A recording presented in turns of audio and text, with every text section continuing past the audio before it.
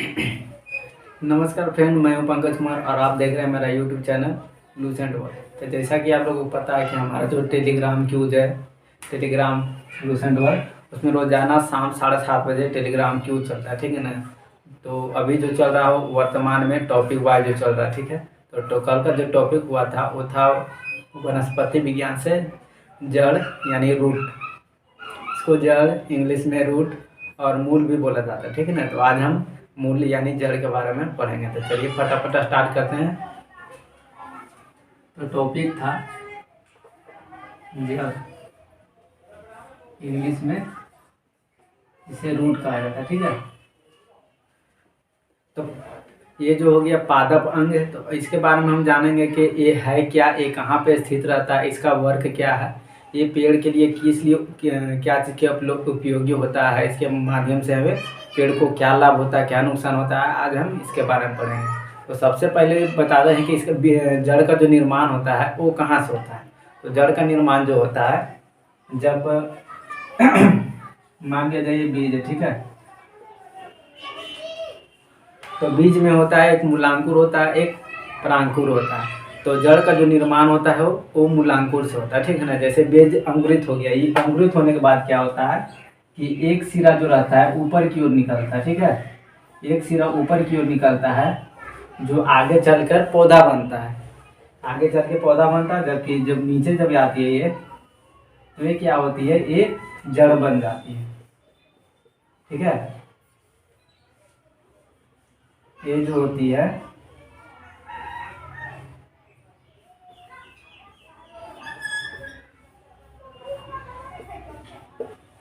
ये हो गया बीज। बीज के जब ऊपर जो परांकुर जाता है इसे परांकुर कहते हैं, परांकुर हो गया। और ये जो निचला सिरा आया ये हो गया मूलांकुर। परांकुर और मूलांकुर, तो मुख्यतः जो होता है जड़ का जो निर्माण होता है वो होता है मूलांकुर से, ठीक है। तो अब आगे बढ़ते हैं कि ये तो मूलांकुर यहाँ से यहाँ आ गया, ये परांकुर आगे चल के ये पादप बन जाता है यानी ये पौधा बन जाता है। तो अब बढ़ते हैं थोड़ा सा नीचे। तो ये तो हो गया मूलांकुर। अब मूलांकुर द्वारा ही जड़ का निर्माण होता है। तो मूलांकुर का जब हिस्सा इस तरह से ऐसे नीचे आता है तो ये हो गया जड़, ठीक है। जड़ के भी प्रकार हैं, हम आगे पढ़ेंगे, पहले इसके बारे में जानते हैं। तो ये जो इस तरह से ये जो है बोलता है पानी का जो अवशोषण होता है, एक सेकेंड, ये जो बता ये जो है ना ऐसे ऐसे ये जो होता है सिर्फ पेड़ का रोम होता है, यानी इसको इंग्लिश में बोला जाता है रूट।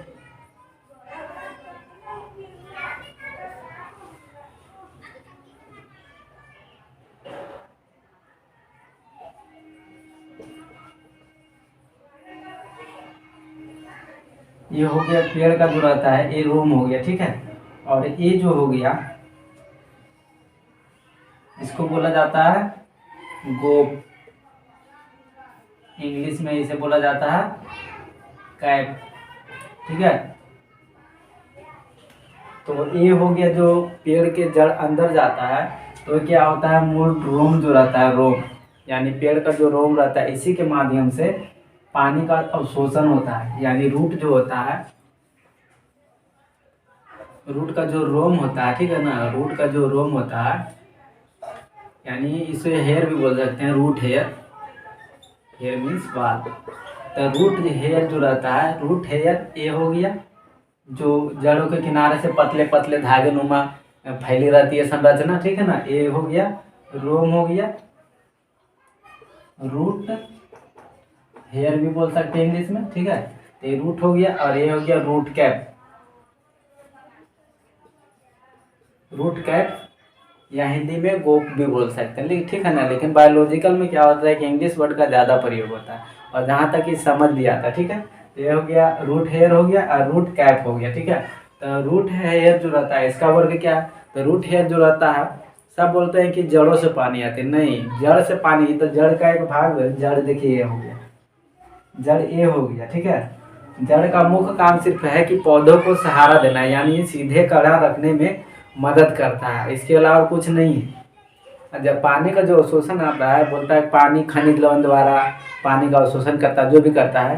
तो ये जो मूल जो रोम रहती है पेड़ की रोम यानी रूट जो हेयर जो होती है वो करती है जल का अवशोषण, ठीक है, जल अवशोषण। यानी रूट हेयर का मुख्य काम है जल का पृथ्वी से जल ले जाके पादप के सभी विभिन्न अंगों पे पहुंचाना। ठीक है, अब बात हो गया रूट कैप, इसका काम क्या होता है।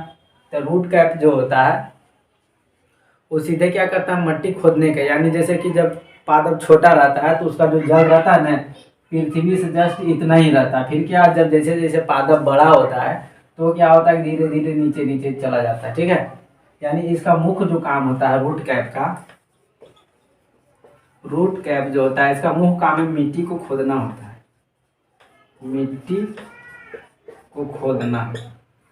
यानी मुख्य काम जो होता है मिट्टी को खोद कर या जमीन के अंदर जाती है ताकि पेड़ों को यांत्रिक सहारा मिल सके। जैसे आंधी तूफान आता है तो यही मदद करता है इसको खड़ा रखने में। इसका मूल क्या होता है कि जड़ जो रहता है कम जाता है, यानी ज़्यादा अंदर तक नहीं रहता, तो आंधी तूफान में पेड़ उखड़ जाते हैं या कमज़ोर हो जाने पर भी या आंधी तूफान में उखड़ सकते हैं। ठीक है, तो ये हो गया रूट हेयर, ये हो गया रूट कैप। तो इतना तो हो गया क्लियर। अब पढ़ते हैं, हाँ एक चीज़ और इसमें क्या है, इसका जो कलर होता है ना, आप कभी भी पेड़ उड़ उखाड़िए, बचपन में उखाड़े होंगे, जब उखाड़ते हैं तो इसका जो रंग होता है ना वो उजला टाइप का होता है। यानी ये जो होता है ये वाला, ये वाइट रंग का होता है। ठीक है, आप कभी भी देखे होंगे कि पेड़ जब बचपन में उखाड़ते हो तो उसमें जो निचला जो सिरा रहता है सबसे नीचे में, ये वाला इसको रूट कैप बोला जाता है। इसका कलर जो होता है वाइट होता है।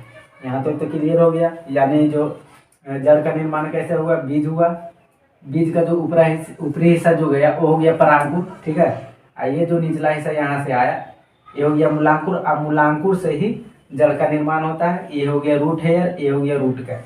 सबका वर्क जानिए। अब बढ़ते हैं इसके प्रकार, यानी जड़ों के कितने प्रकार होते हैं। ठीक है, तो बढ़ते हैं आगे। तो जड़ जो होता है वो मुख्यतः 4 प्रकार के होते हैं। ठीक है ना, जिसमें से मूसला जड़ हो गया, परजीवी हो गया और अधिपाद और ये होगा अपस्थानिक। ठीक है, तो हम लिख देते हैं type of root, type of root. ठीक है, तो इसके 4 भाग होते हैं। ठीक है, पहला भाग हो गया मूसला जड़, सेकेंड जो भाग हो गया परजीवी, तीसरा भाग हो गया अधिपाद और चौथा जो हो गया अपस्थानिक।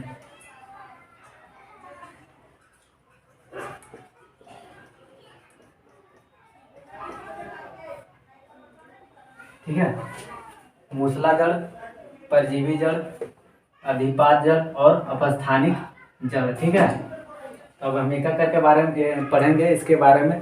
तो सबसे पहले मूसला जड़ के बारे में पढ़ते हैं। ठीक है, तो मूसला जड़ जो होता है इसका एक मिनट डायग्राम बना देते हैं थोड़ा सा।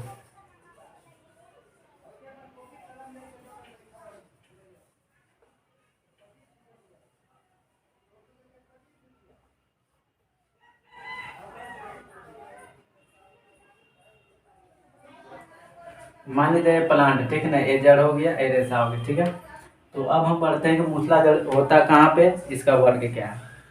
तो मूसला जड़ जो होता है वो पेड़ को सिर्फ यांत्रिक सहारा देता है। पहले बता दें तो मूसला जो जड़ होता है वो होता है कि पेड़ों को सीधा रखने में, यानी अपने पैर पे जो बोलता है खड़ा हो जाओ, वही है, यानी अपने सिद्ध में खड़ा होने के लिए, यानी आंतरिक सहारा देता है इसको। ठीक है ना, तो मूसला जड़ जो होता है ये यहाँ से लेकर जो हो गया ये हो गया मूसला जड़। ठीक है, जो सिर्फ पेड़ों को यांत्रिक सहारा देने के लिए, और कोई उपयोग नहीं है इसका। जो जल का अवशोषण ये सब करता है वो रूट हेयर के माध्यम से होता है। ठीक है, रूट हेयर के माध्यम से होता है। आइए हो गया रूट कैप, ये रूट कैप हो गया। ये हम पहले बता दिए, जो वाइट होता है, और ये हो गया रूट हेयर। इसके माध्यम से जल ग्रहण करता है और ये जो होता है मिट्टी को खोदने का काम करता है ताकि जड़ अंदर जा सके। ठीक है ना, तो मूसला जड़ का मुख्य जो कार्य है यह सिर्फ यांत्रिक सहारा देता है, पेड़ों को यांत्रिक सहारा देता है और इसका कोई वर्क नहीं है। ठीक है ना, इसका जो मुख्य काम होता है यांत्रिक सहारा देना और कोई काम नहीं इसका। अब बढ़ते हैं आगे परजीवी। परजीवी का मतलब होता है कि दूसरे पे आश्रित होना। ठीक है, ये तो सभी जानते हैं, परजीवी बोला जाता है कि परजीवी दूसरा पे आश्रित होता है। इसका जो जड़ होता है, इसका जो जड़ होता है क्या होता है कि जमीन के अंदर ना जाकर, यानी यहाँ पे है ना, जैसे मान लीजिए यहाँ पे इसका जो जड़ हुआ तो ये जमीन के अंदर ना जाकर ही बाहर में ही दूसरे पेड़ जो होते हैं उसके अगल बगल में जो पेड़ होते हैं कोई भी पादप हो उस पे ही चले जाते हैं, ठीक है ना, और उसके पेड़ों को ऊपर ढक लेते हैं। इसका जो होता है ना इसका एक उदाहरण दे देते हैं। इसका उदाहरण एक अमरबेल नाम का पौधा है, गांव देहात में देखने को मिल जाता है। मैं स्क्रीनशॉट में लगा दूंगा इसको।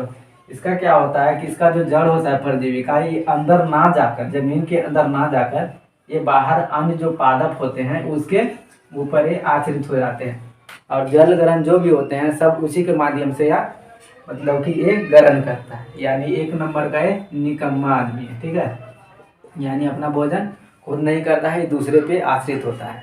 फिर इसका तो सिंपल सा अभी था लॉजिक, परजीवी नाम से ही पता चल रहा है, ठीक है ना। अब बढ़ते हैं अधिपाद। तो अधिपाद क्या होता है? आप कभी भी देखे होंगे कि जैसे कि मान लो कोई बरगद का पेड़ है या कुछ अन्य का पेड़ है, उसके पेड़ के ऊपर पेड़ उग जाता है, देखे होंगे, ठीक है ना। तो उसी को बोला अधिपाद जड़, ठीक है। मान लीजिए ये प्लांट हो गया, ठीक है, बस यहाँ पे मान लीजिए खोखला टाइप का हो गया, ठीक है, और उसी के अंदर से एक पादप का जन्म हो जाता है, ठीक है ना। तो उसका जो ये जड़ होता है ना वो अधिपाद का उदाहरण है, ठीक है। देखे ही होंगे शायद। मान लीजिए ये प्लांट है, ठीक है, अब प्लांट यहाँ पे मान लीजिए हल्का सा गड्ढा गुड्ढी हो गया, ठीक है ना। अब इसी से एक नया पादप का निर्माण हो जाता है, इसी का जो जड़ यहाँ पे हो गया इसी को बोलता है अधिपाद। तो इसका सिंपल लॉजिक यही था कि अधिपाद जड़ कैसा होता है, ठीक है।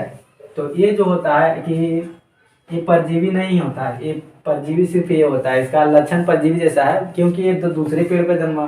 तो ये नहीं सोचिएगा कि ये जो जल ग्रहण जो भी होता है खनिज लवण सब इसी के माध्यम से लेता है, नहीं। ये जो होता है ना अपना जो पानी वगैरह जो रहता है इसके पादप जो होते हैं ना, पादप के पत्तियाँ, यानी जो होता है खोखले में जो जन्म गया अधिपाद पौधा, तो उसमें जो पत्तियाँ रहती है अधिपाद पौधा में, वो अपना हवा में जो वाष्प के रूप में जो जल रहता है उसी को अपनी ओर संग्रहित कर लेता है, ठीक ना।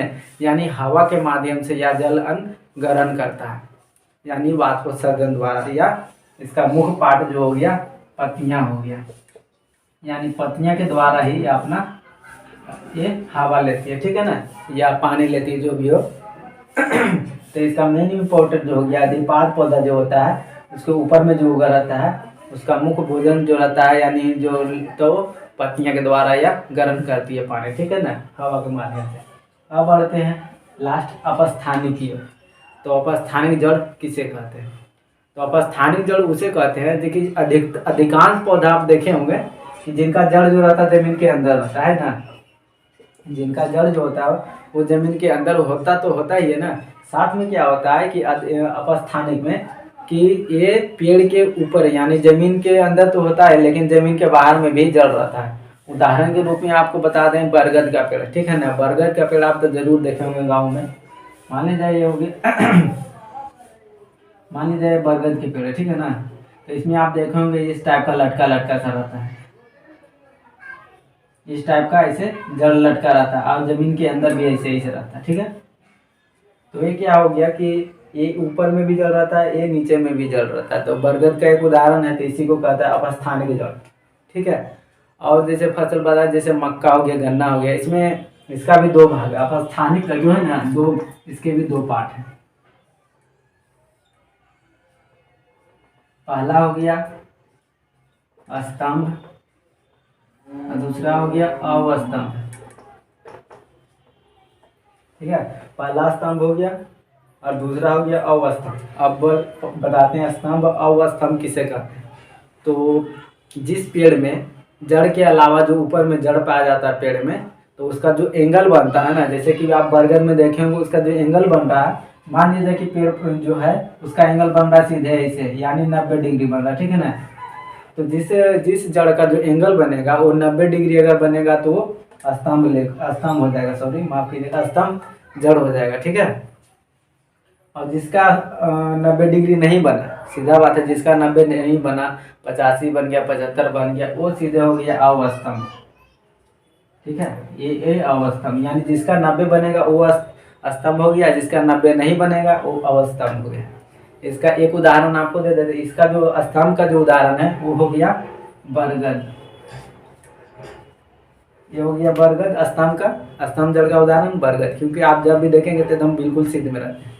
कुछ कुछ रहते हैं तो स्तंभ उसको अवस्तंभ जड़ बोलेंगे, लेकिन जब जिनका एंगल जो होता है 90 डिग्री वो बिल्कुल स्तंभ हो गया। अब बढ़ते हैं, इसका उदाहरण देते हैं। अवस्तंभ का एक उदाहरण आपको दे रहे हैं, आप देखे होंगे मक्का, मक्का और गन्ना देखे होंगे, तो उनका जो जड़ होता है वो अंदर तो रहता है साथ में, ये अंदर में रहता है, फिर क्या हो गया, ये हो गया पृथ्वी, और इसके ऊपर में जब जड़ निकलता है तो इसे इस टाइप का रहता है ना, इस टाइप का होता है। तो वो निकलने का मुख्य वजह क्या होता है कि वो पेड़ों को यांत्रिक सहारा देने के लिए, क्योंकि इसका जो अंदर का जो जड़ होता है ये वाला ज़्यादा अंदर तक नहीं रहता, जिसके माध्यम से क्या होता है कि या हवा हल्का फुल्का चलेगा तो गिर सकती है, ठीक है ना। तो ये क्या होता है कि ऊपर में इसका आने का मुख्य वजह है कि ये आंतरिक सहारा देता है। जैसे गन्ना को, गन्ना कितना बड़ा बड़ा रहता है, लंबा लंबा, ठीक है ना। तो इसका जो एंगल बना रहता है वो कभी सीधा नहीं रहता, जब भी रहता तो इस तरह से रहेगा, इस तरह से रहेगा, तभी ना यहाँ पे सपोर्ट करके इसको सपोर्ट देगा, यांत्रिक सहारा देगा, ठीक है। तो इसका जो उदाहरण हो गया मक्का और गन्ना, दोनों में इस तरह का रहता है। तो ये 90 डिग्री का एंगल इसमें नहीं बनता, ठीक है। और एक होता है इसमें एक टॉपिक थोड़ा मिस हो गया था, इसमें एक रेशेदार जड़ रहता है, ठीक है ना। तो रेशेदार कुछ उतना खास नहीं है, जैसे ये जो होता है ना रूट हेयर जो होता है, जिस पादप में रूट हेयर की मात्रा ज़्यादा हो, जैसे इसमें नॉर्मली है, बहुत से कुछ पौधा ऐसा होते हैं जिसमें रूट हेयर जो रहता है बहुत काफ़ी मात्रा में रहता है, उसको बोला जाता है रेशेदार जड़। ये उतना इम्पोर्टेंट नहीं रहता है, मेन इम्पोर्टेंट है ये मूसलाधार, परजीवी, अधिपाद और अपस्थानिक। इतना था जड़ के बारे में। कमेंट करके ज़रूर बताइएगा कि वीडियो कैसा लगा आपको। हमारे द्वारा दी गई जानकारी अगर आपको थोड़ा सा भी अच्छी लगी हो तो हमारे वीडियो को लाइक करें, चैनल को सब्सक्राइब करें एंड शेयर करें। धन्यवाद।